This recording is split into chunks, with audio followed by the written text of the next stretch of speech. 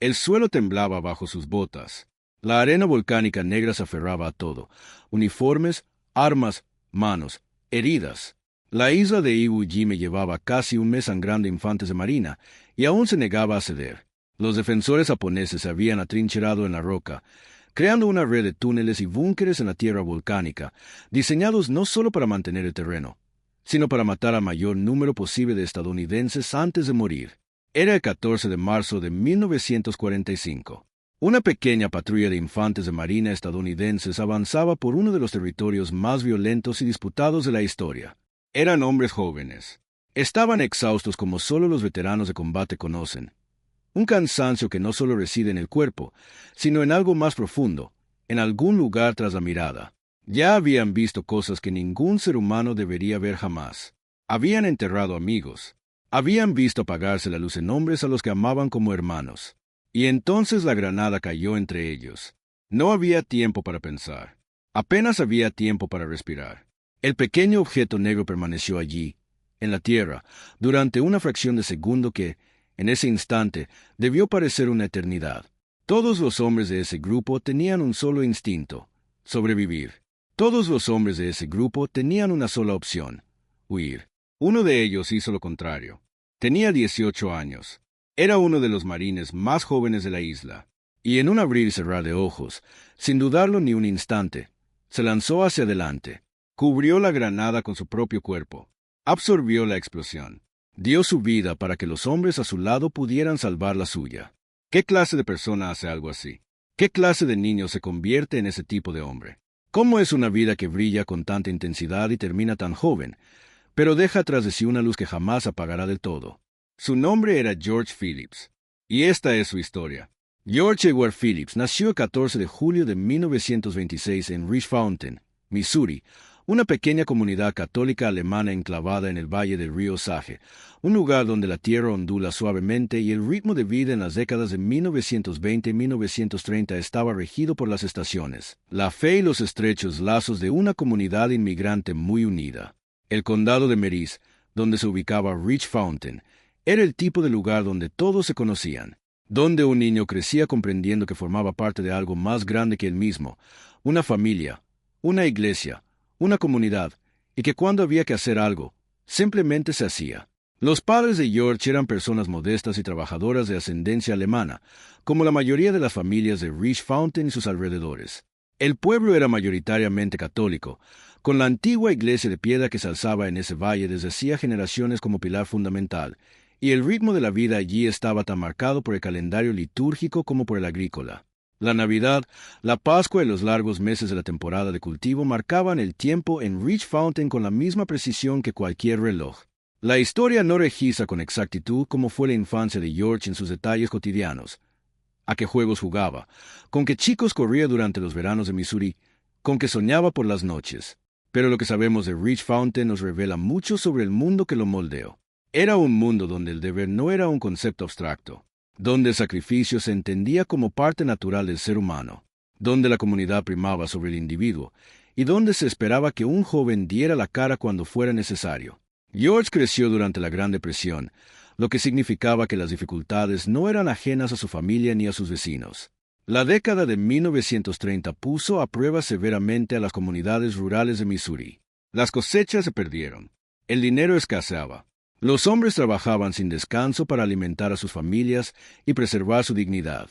Un niño que creció en ese entorno aprendió lecciones que no se pueden enseñar en las aulas. Aprendió resiliencia, paciencia y la silenciosa valentía de simplemente resistir. Para cuando George Phillips era adolescente, el mundo había cambiado de nuevo. La Gran Depresión había dado paso a algo aún más devastador.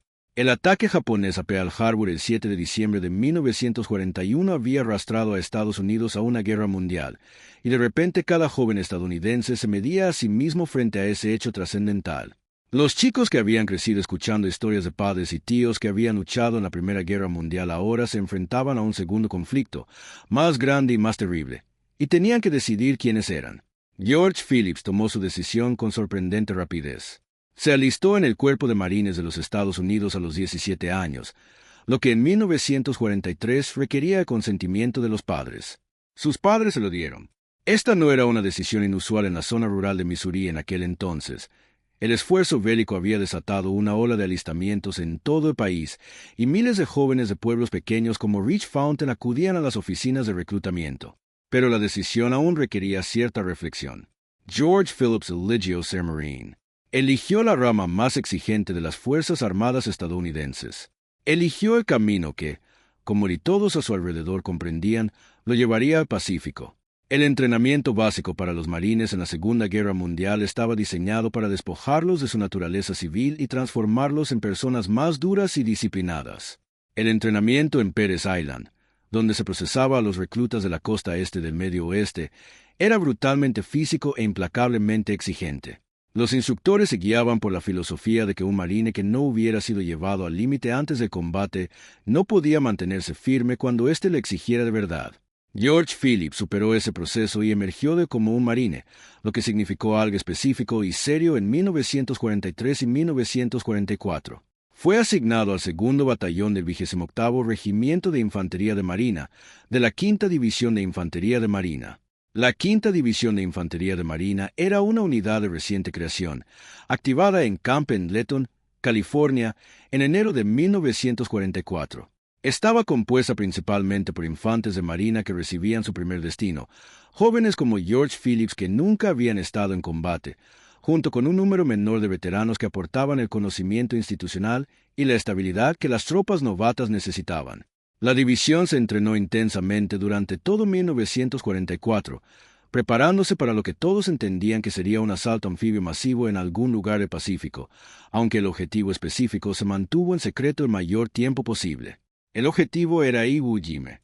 A finales de 1944, los planificadores militares estadounidenses habían identificado la pequeña isla volcánica de Iwo Jima, 8 millas cuadradas de arena negra y roca sulfúrica ubicada aproximadamente a 650 millas al sur de la costa japonesa, como un objetivo crucial. Los bombarderos estadounidenses B-29 que realizaban las largas misiones desde las Islas Marianas a Japón perdían aeronaves a un ritmo alarmante debido a fallas mecánicas y daños en combate, sin ningún aeródromo lo suficientemente cercano para proporcionar aterrizajes de emergencia o escolta de cazas. Iwo Jima contaba con 3 aeródromos. También albergaba una guarnición japonesa de aproximadamente 20.000 hombres bajo el mando del teniente general Tadamichi Kuribayashi, un comandante brillante y despiadado que había dedicado meses a preparar una red defensiva de extraordinaria complejidad. Kuribayashi había ordenado a sus hombres construir más de 11 millas de túneles que conectaban cientos de búnkeres, fortines y posiciones de artillería. Había estudiado cuidadosamente las tácticas estadounidenses. Sabía que su guarnición no podría ganar en última instancia. Los estadounidenses eran demasiado poderosos y numerosos. Su objetivo no era la victoria. Su objetivo era infligir a los estadounidenses un daño tan grave que el coste de continuar avanzando hacia Japón pareciera prohibitivo. El 19 de febrero de 1945, los marines desembarcaron en Iwo Jima. A George Phillips le faltaban 19 días para cumplir 19. Desembarcó con el segundo batallón del 28º Regimiento de Infantería de Marina, formando parte de las primeras oleadas que llegaron a las playas volcánicas. Lo que les esperaba era algo completamente distinto a todo lo que habían visto, incluso los veteranos. La arena negra de las playas de desembarco era casi intransitable. No era arena común, sino ceniza volcánica, fina y pesada, que se derrumbaba bajo cada paso, que engullía las piernas de los hombres hasta las rodillas y que convertía el simple acto de avanzar en una especie de trabajo agonizante. Los japoneses, siguiendo las órdenes de Kuribayashi, contuvieron el fuego durante los primeros minutos mientras las playas se llenaban de infantes de marina. Luego abrieron fuego con toda la potencia de fuego que tenían. El estruendo era ensordecido. Artillería, morteros, ametralladoras y fuego de fusil convergían en las playas desde posiciones tan bien camufladas que los infantes de marina apenas podían localizarlas. Caían hombres por decenas, luego por cientos. El paisaje volcánico no ofrecía casi ninguna cobertura natural. No había árboles, ni edificios, ni zanjas lo suficientemente profundas como para resguardarse. Los infantes de marina avanzaron porque avanzar era la única opción. Retroceder significaba adentrarse en el mar. El 28º Regimiento de Infantería de Marina tenía una misión específica y crucial el primer día del desembarco: cruzar el istmo de la isla por su punto más angosto y aislar el accidente geográfico más emblemático de Iwo Jima, el monte Suribachi. Este volcán extinto, que se eleva 170 metros sobre el extremo sur de la isla, era una enorme fortaleza natural que ofrecía a los defensores japoneses una vista despejada de toda la playa de desembarco. Mientras Suribachi permaneciera en manos enemigas, cada infante de marina en esa playa estaría bajo observación y fuego enemigo. El avance a través del istmo de la isla fue brutal. Las posiciones japonesas llevaban meses construidas y reforzadas, y el terreno era una pesadilla de cráteres, cuevas y troneras ocultas. El avance se medía en metros, y cada metro costaba vidas. George Phillips se movía con su unidad a través de este paisaje, un adolescente de un pequeño pueblo de Missouri, encontrándose en uno de los entornos más horribles que un soldado puede habitar, avanzando porque los marines a su lado avanzaban. Porque eso es lo que hacen los marines. El 23 de febrero de 1945, 4 días después del desembarco, los infantes de marina del 28º Regimiento izaron la bandera estadounidense en la cima del monte Suribachi.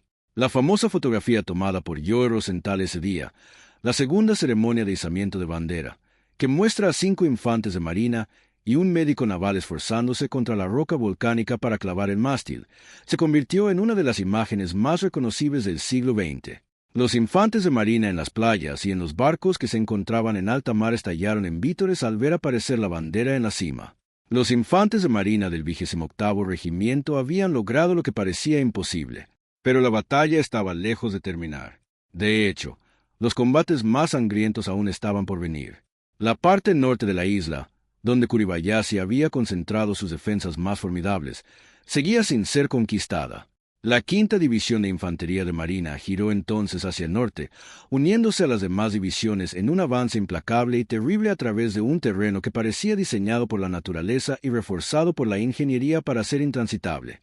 Cada día traía nuevos asaltos contra nuevas posiciones. Cada día traían nuevas bajas. Los defensores japoneses luchaban con una ferocidad y una disposición a morir que hacía que cada avance costara más de lo que cualquier cálculo de lógica militar hubiera exigido.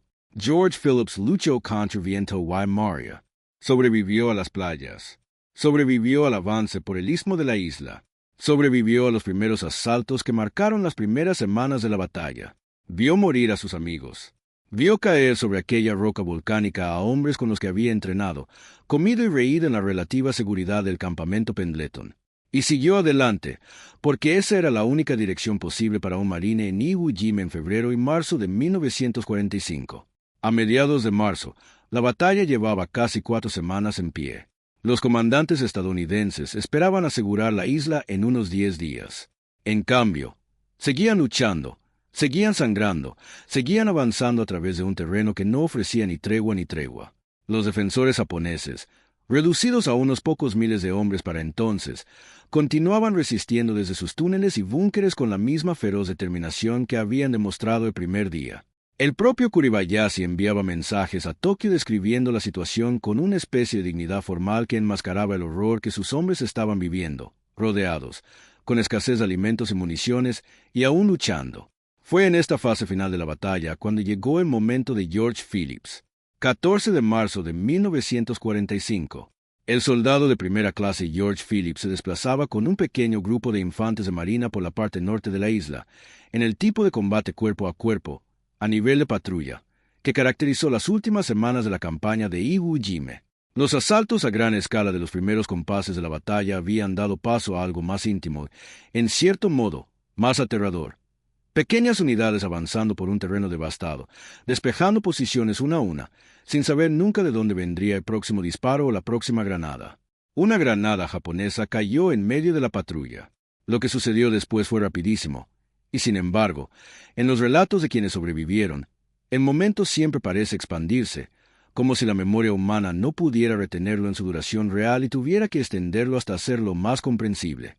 George Phillips vio la granada. George Phillips comprendió su significado. George Phillips no dudó. Se arrojó sobre ella. La explosión fue absorbida por su cuerpo. La metralla y la onda expansiva que habrían destrozado a varios hombres, que habría matado o herido gravemente a los marines que lo rodeaban, impactaron en cambio el cuerpo de un joven de 18 años de Rich Fountain, Missouri, quien en la última fracción de segundo de su vida decidió que los hombres a su lado valían más que su propia supervivencia. George Edward Phillips murió en el acto. Tenía 18 años. Habría cumplido 19 en 31 días. Sus compañeros marines sobrevivieron. La mención de la Medalla de Honor, la máxima condecoración militar que puede otorgar el gobierno de Estados Unidos, describe su acción con el lenguaje formal y sobrio de una felicitación militar oficial, y aún así, ni siquiera esa prosa mesurada puede abarcar del todo lo que George Phillips hizo. Se le describe como alguien que sacrificó voluntariamente su propia vida para que sus compañeros pudieran vivir. La palabra voluntariamente resuena en esa frase como una piedra en aguas tranquilas, creando ondas que se extienden en todas direcciones. No hubo nada accidental en lo que hizo George Phillips. No hubo confusión en la oscuridad, ni identificación errónea desesperada del objeto en la tierra. Viol la Granada. Sabía lo que era. Él eligió. El presidente Harry S. Truman otorgó la medalla de honor a título póstumo a George Phillips. La medalla fue recibida por su familia, por los padres de Rich Fountain, Missouri, quienes habían firmado los formularios de consentimiento que permitieron a su hijo de 17 años alistarse en la infantería de marina, quienes lo habían enviado a la guerra con la mezcla de orgullo y terror que sienten los padres en tales momentos, y quienes ahora recibían el máximo honor de la nación en lugar del joven que se lo había ganado. No hay palabras suficientes para describir el significado de ese intercambio. La estrella dorada, la bandera de plata, la medalla en su estuche. Esta es la forma en que el gobierno reconoce una deuda que jamás podrá saldarse. George Phillips no fue el único marine en Iwo Jima que se arrojó sobre una granada. La batalla produjo más medallas de honor que cualquier otro enfrentamiento en la historia del Cuerpo de Marines, 27 en total, un testimonio asombroso del extraordinario coraje que, de alguna manera, generó la lucha por esa isla. De esas 27, 14 fueron otorgadas póstumamente, la mayoría por este tipo de acción.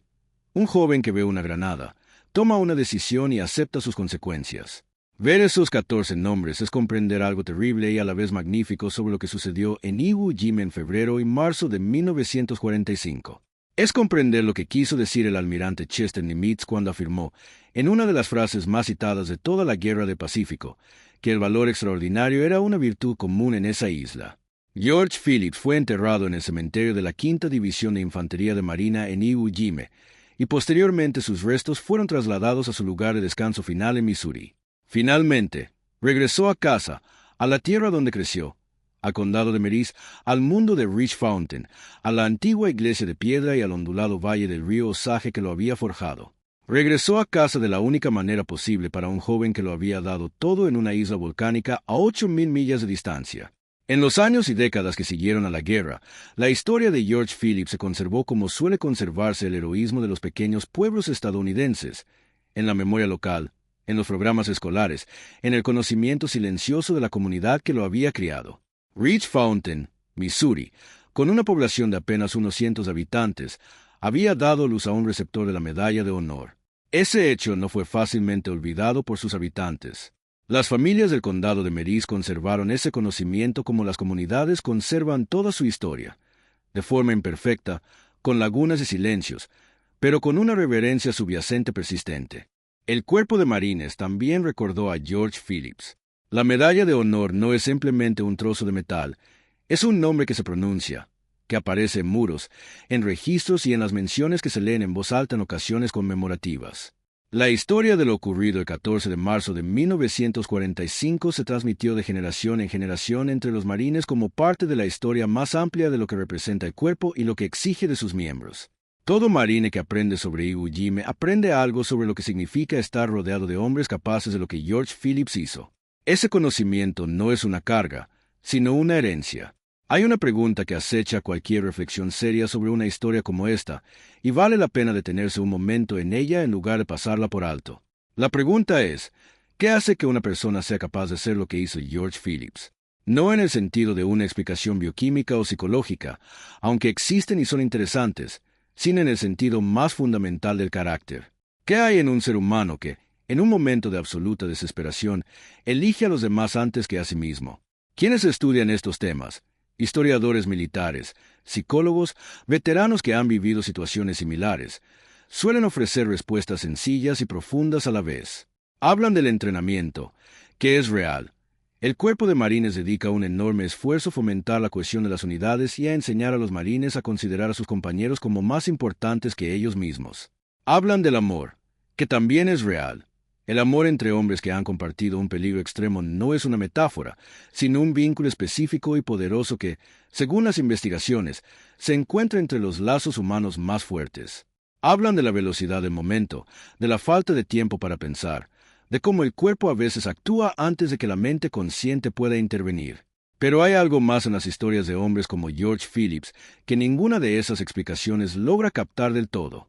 Hay algo en el registro de quienes eran antes de que cayera la granada, en el carácter forjado en la infancia, en los valores absorbidos de la familia, la comunidad y la fe, que parece importar. George Phillips creció en un mundo que le decía, de mil maneras cotidianas, que los demás importaban, que el deber era real, que el sacrificio no era un concepto extraño o ajeno, sino una expresión natural de lo que significaba vivir en comunidad con otros seres humanos. Rich Fountain, Missouri, era un lugar pequeño. Era, a su manera, un lugar que preparaba a un niño para ser el tipo de hombre que se arroja sobre una granada. La batalla de Iwo Jima terminó oficialmente el 26 de marzo de 1945, 12 días después de la muerte de George Phillips. La isla fue declarada segura a costa de casi 7.000 estadounidenses muertos y aproximadamente 20.000 heridos. Fue la única batalla en la Guerra del Pacífico en la que las bajas estadounidenses superaron a las japonesas.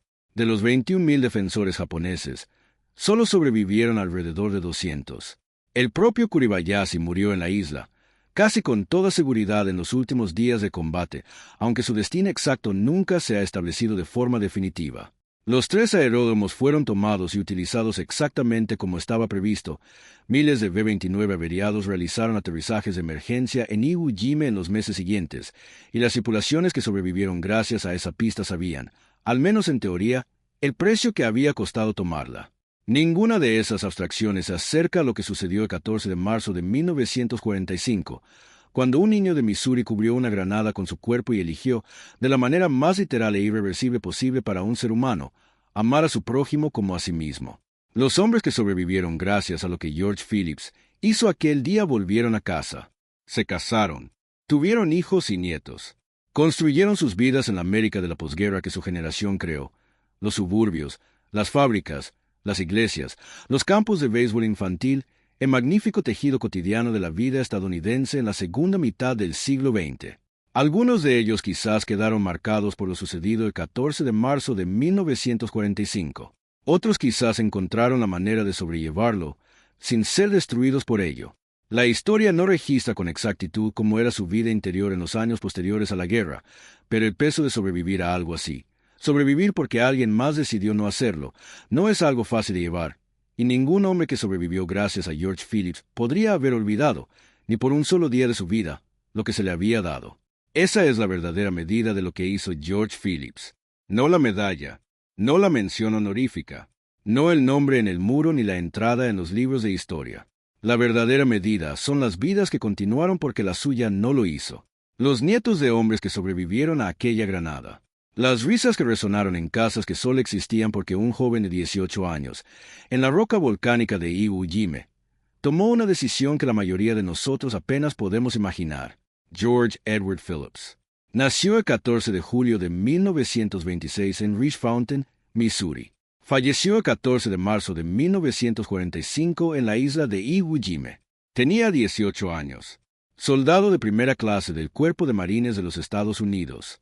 Recibió la medalla de honor a título póstumo. Fue uno de los héroes más jóvenes de la batalla más sangrienta en la historia del Cuerpo de Marines.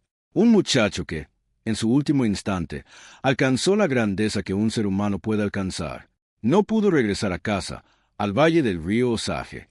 No pudo envejecer.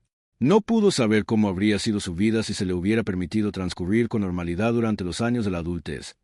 El matrimonio, los hijos, el trabajo, la lenta acumulación de alegrías y tristezas cotidianas que conforman una vida.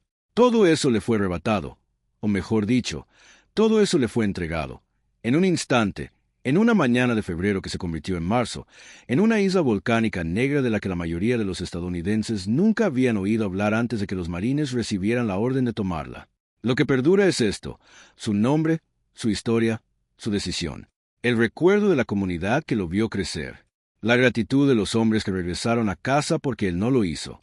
La medalla en su vitrina, en algún lugar de Missouri, Se conserva a través de las generaciones como prueba de que algo extraordinario vivió en la persona de un niño llamado George Phillips, y que cuando llegó el momento que le exigió todo, lo dio todo.